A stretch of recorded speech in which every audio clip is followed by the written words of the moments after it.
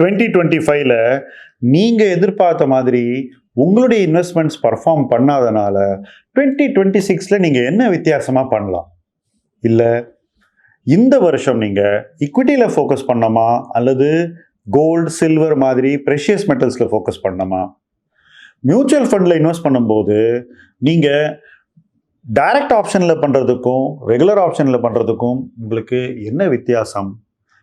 என்னென்ன சிஸ்டமில் என்னென்ன பெனிஃபிட்ஸ் இருக்குது? இடிஎஃப்ல இன்வெஸ்ட் பண்ணலாமா அல்லது இண்டெக்ஸ் ஃபண்டில் இன்வெஸ்ட் பண்ணலாமா? எது பெட்டர்? இது மாதிரி உங்களுக்கு நிறைய கேள்விகள் இருக்கும். இந்த கேள்விகளை நீங்கள் நேரடியாக எங்கிட்ட கேட்கலாம். மைல்ஸ்டோன்ஸ் டு வெல்த்தினுடைய ஏஎம்ஏ என்று சொல்லக்கூடிய ஆஸ்க் மைல்ஸ்டோன்ஸ் டு வெல்த் எனிதிங்ன்ற ஹெல்ப்லைன் மூலமாக. அந்த ஹெல்ப்லைனுக்கான ஃபார்ம் இந்த வீடியோவில் டிஸ்கிரிப்ஷனில் இருக்குது. நீங்கள் அந்த ஃபார்மை ஃபில்அப் பண்ணிங்கன்னா நேரடியாக என்கிட்ட உங்களுடைய கேள்விகளை தாராளமாக கேட்கலாம். உங்கள் பர்சனல் ஃபைனான்ஸை அடுத்த லெவலுக்கு நிச்சயமாக கொண்டு போகலாம். இலக்கு 1 கோடி உங்கள் லைஃப்குள்ளேயும் வரலாம். வாருங்கள் ஃப்ரெண்ட்ஸ். இன்றைக்கி நம்ம பேச போகிற தலைப்பு வெற்றிக்கு பின் என்ன. வெற்றி கிடைக்கும் போது நம்ம என்ன பண்ணுறோங்கிறது தான் நம்மளுடைய எதிர்காலத்தை தீர்மானிக்கக்கூடியது. ஏன்னா சக்ஸஸ் ஹேஸ் மெனி ஃபாதர்ஸ்னுவாங்க. வெற்றி அடைஞ்ச உடனே அது எல்லாரும் உரிமை கொண்டாட வந்துடுவாங்க. ஆனால் யாருக்கு அந்த சக்ஸஸ் வந்திருக்கோ அவர் அந்த சக்ஸஸை எப்படி பார்க்குறாங்கன்றது ரொம்ப முக்கியம். நான் சொன்னேன்ல நீ வாங்கினியான்னு கேட்குறதுக்கு நிறைய பேர் இருப்பாங்க. உங்களை சுற்றி இருப்பாங்க, பொது வெளியில் இருப்பாங்க, இன்ஃப்ளூயன்சர்ஸ் இருப்பாங்க, நிறைய பேர் இருப்பாங்க. ஆனால் சக்ஸஸ்க்கு முக்கிய காரணம் நீங்கள் தான். ஏன்னா சரியான டெம்பரமெண்ட்டை நீங்கள் சரியான நேரத்தில் வெளிக்கொண்டு வந்திருக்கீங்க. அதை நீங்கள் கொண்டு வரும்போது அது உங்களுக்கு நல்ல ரிசல்ட்டை கொடுத்துருக்கு. அந்த காலகட்டத்தில் கொண்டு வந்த டெம்பரமெண்ட்டை இப்போ நீங்கள் வச்சுருக்கீங்களா அப்படிங்கிறது ஃபஸ்ட்டு கொஸ்டின். ஏன்னா when you are down you are more humble. நீங்கள் எல்லாத்தையும் ஏற்றுக்க தயாராக இருக்கீங்க. கருத்துக்களை ஏற்றுக்கிட்டு அதுலேருந்து உள்ள பாடங்களை நீங்கள் உங்களுடைய இன்வெஸ்ட்மெண்ட்டுக்குள்ளே கொண்டு வரீங்க. ஆனால் வென் யூ ஆர் அப், நீங்கள் மற்றவங்க சொல்கிறத கேட்க ரெடியாக இருக்க மாட்டீங்க. ஃபஸ்ட்டு நம்ம எல்லாருக்குமே இது பொருந்தும். நான் தான் நல்லா பண்ணியிருக்கேன், நீ என்ன வந்து எனக்கு அட்வைஸ் பண்ணுறது, அந்த ஆட்டிடியூட் வந்து உடனே வந்துடும். அந்த ஆட்டிடியூட் வந்த உடனே நம்ம என்ன பண்ணுறோம்? நம்மக்கிட்ட நம்ம விரும்பாத விஷயத்தை சொல்ல வரவங்ககிட்டேருந்து நம்ம தள்ளி போகிறோம். So we don't want to hear what we don't like. இது வெற்றியினால் வரக்கூடிய முதல் பிஹேவியரல் சைன். நிறைய பேர்கிட்ட இதை நம்ம பார்க்குறோம். அதே போல் நிறைய பேர்கிட்ட போய் நான் இந்த ஸ்டாக்கை வாங்கினா ஏறி போச்சு, நான் வெற்றி அடைஞ்சேன்னு சொல்லணுன்ற அந்த ஒரு ஆர்வ மிகை ரொம்ப அதிகமாக இருக்கும். யார்கிட்டையா போய் சொல்லணும். அப்புறம் பணம் பண்ணுறது ஈஸி அப்படின்னு சொல்ல துடிப்பது. இதெல்லாம் ஒன்றும் இல்லைங்க, ஈஸியாக பண்ணிடலாம், நான் பண்ணிட்டேன். ஸோ அது ஒரு அப்சஷன். அடுத்தது, நான் பண்ண அளவு மற்றவங்க பண்ணல அப்படின்னு சொல்கிறது. அல்லது அவங்ககிட்டே போய் நீ அவ்வளோ நல்லா பண்ணல அப்படின்னு சொல்கிறது. பார்த்தியா நான் நல்லா பண்ணிட்டேன் நீ நல்லா பண்ணலன்னு பாயிண்ட் அவுட் பண்ணுறது. இது மாதிரி நிறைய பிஹேவியரல் சயின்ஸ் இருக்கும். இதெல்லாம் வெற்றி அடையும் போது நம்ம பொதுவெளியில் பார்க்கக்கூடிய விஷயங்கள். நாம் பண்ணலன்னா நம்மக்கிட்ட யாராவது பண்ணுவாங்க. அதை நம்ம அனுபவித்து தான் ஆகணும் in some way or other. அப்படி பண்ணும்போது என்ன நடக்குதுன்றது தான் இந்த வீடியோனுடைய சாராம்சம். அப்படி பண்ணும்போது அந்த வெற்றி ஏன் வந்ததுன்ற அந்த ஷார்ப் அனாலிசிஸை நம்ம பண்ணவே மாட்டோம். ரெண்டாவது, அந்த வெற்றியை எப்படி தக்க வைத்துக் கொள்வது என்பதை யோசிக்கவே நமக்கு நேரம் இல்லை. அவ்வளோ சந்தோஷத்தில் இருப்போம், அவ்வளவு ஒரு குட் மூடில் இருப்போம். அடுத்தது, ஒரு ஸ்டாக்கை விட்டு இன்னொரு ஸ்டாக்கு மூவ் பண்ண வேண்டிய ஒரு தேவை இருந்தால் அந்த தேவை நம்ம கண்ணுக்கே வராது, அதை நோட்டீஸ் கூட பண்ண மாட்டோம். இப்படி இருக்கும்போது அந்த வெற்றியை நம்ம தக்க வைத்து கொள்வதே ஒரு ப்ராப்ளம் ஆகிடுது. ஏன்னா நிறைய பங்குகள் மேலே போயிட்டு அப்புறம் கொஞ்ச நாள் கழித்து கீழே வந்துடும். இதுதான் நம்மளுடைய எக்ஸ்பீரியன்ஸ். பல பங்குகள் ரொம்ப வேகமாக மேலே போயிட்டு அதுக்கப்புறம் கீழே வந்துடும். ஏன்னா பல தருணங்களில் ரொம்ப ஃப்ளிம்ஸி எக்ஸ்கியூஸ் கொடுத்து ஸ்டாக் ப்ரைஸ் டைரக்ஷன் மாறிடும். ஏன்னா யாராவது ஒருத்தன் எக்கச்சக்கமாக பங்குகளை வச்சுருக்கிறவன் லார்ஜ் ஷேர் ஹோல்டர் விற்றுட்டு போயிடுவான். அவன் விற்ற உடனே அந்த ஸ்டாக்னால் அதுக்கு மேலே ஏறக்கூடிய ஒரு கெப்பாசிட்டி இல்லாமல் போயிடும். ஸோ ஸ்டாக் மேலே ஏற முடியாதனால அது இறங்க ஆரம்பிச்சிடும். இதுக்கும் அந்த ஸ்டாக்கினுடைய ஃபண்டமெண்டலுக்கும் எந்த சம்மந்தமும் கிடையாது. நிறைய ஸ்டாக் நீங்கள் வாங்கியிருப்பீங்க, அது 40% மேலே போயிருக்கும், அங்கேருந்து திருப்பி 20% கீழே வந்திருக்கும். நீங்கள் விற்றுருக்க மாட்டீங்க. நீங்கள் விற்காது கூட பரவாயில்ல, பல பேர் அதை அந்த 40% ஏறினப்போ வாங்கியிருப்பாங்க. அந்த ரிஸ்க்கும் இருக்குது. ஸோ இந்த ஸ்டாக் ப்ரைஸ் அப்ரிஷியேஷனை பார்த்துட்டு நம்ம ஒரு விதமான ஒரு எக்ஸைட்மெண்ட்டில் போயிட்டு நம்ம செய்ய வேண்டியதை செய்ய தவறிடும். அதுதான் ஃபஸ்ட்டு பாயிண்ட். அது என்ன?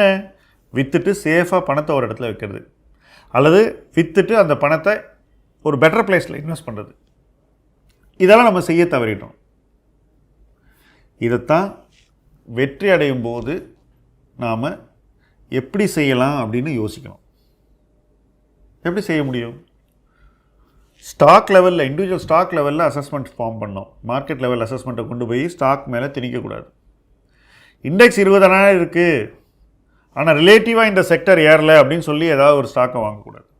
மற்றதெல்லாம் ஏறி இருக்குது, ஆனால் இதெல்லாம் ஏறல, அதனால் இதுவும் ஏறும்னு ஆட்டோமேட்டிக்காக ஒரு அசம்ஷனை போட்டு எந்த பங்கையும் வாங்கக்கூடாது. அந்த பங்கினுடைய இண்டிவிஜுவல் இன்வெஸ்ட்மெண்ட் மெரிட்ஸை நீங்கள் தெளிவாக புரிஞ்சுக்கிட்டு, அந்த மெரிட் உங்கள் கண்ணுக்கு தெரிஞ்சாலும் கன்விக்ஷனாக பட்டாலும் நீங்கள் வாங்கலாம்.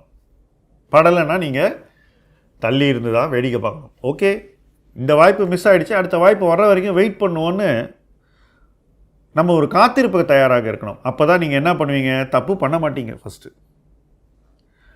நல்லா பண்ணும்போது என்னை பொறுத்த வரைக்கும் நான் கவலைப்படும் ஒரே விஷயம், இப்போ நான் தப்பு பண்ணக்கூடாது.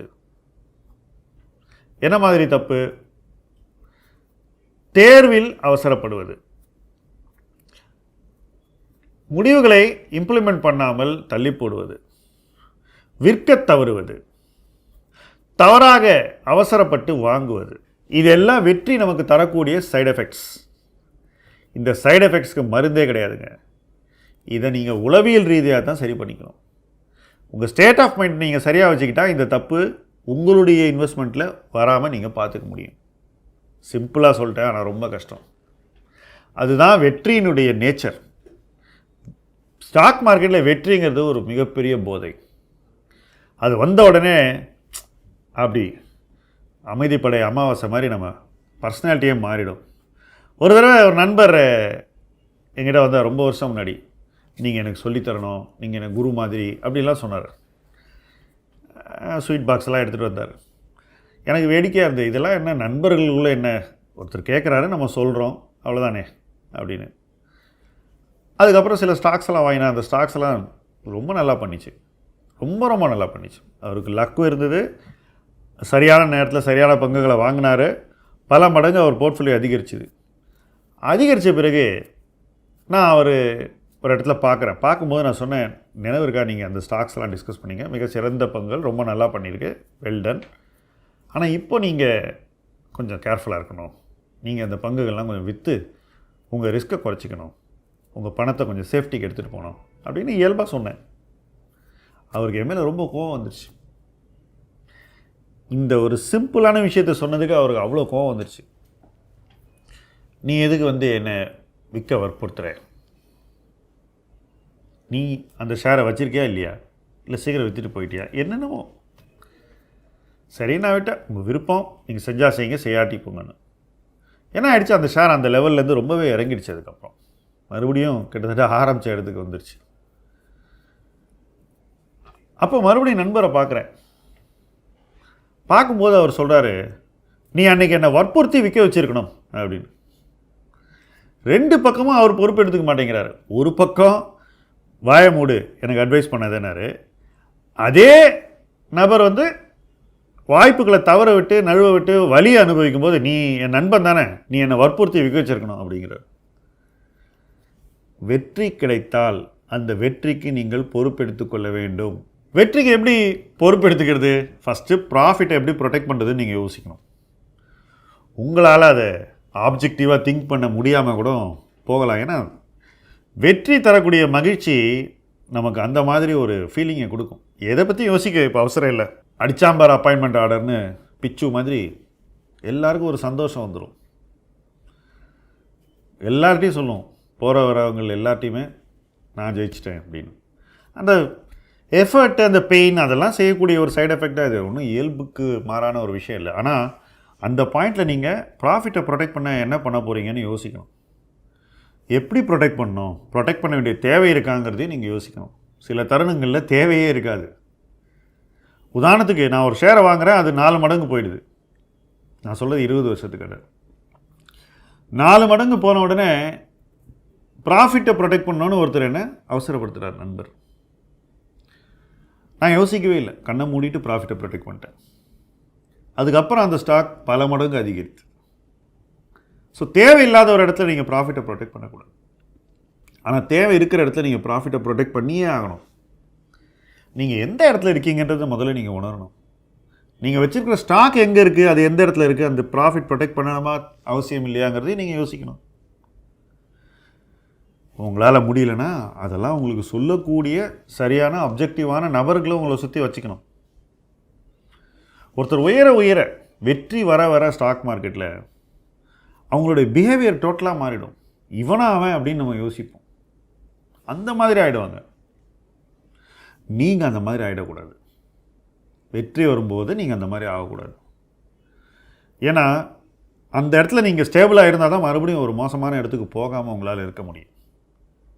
இல்லைனா உறுதியாக சிச்சுவேஷன் தலைகீழாக மாறிடும்.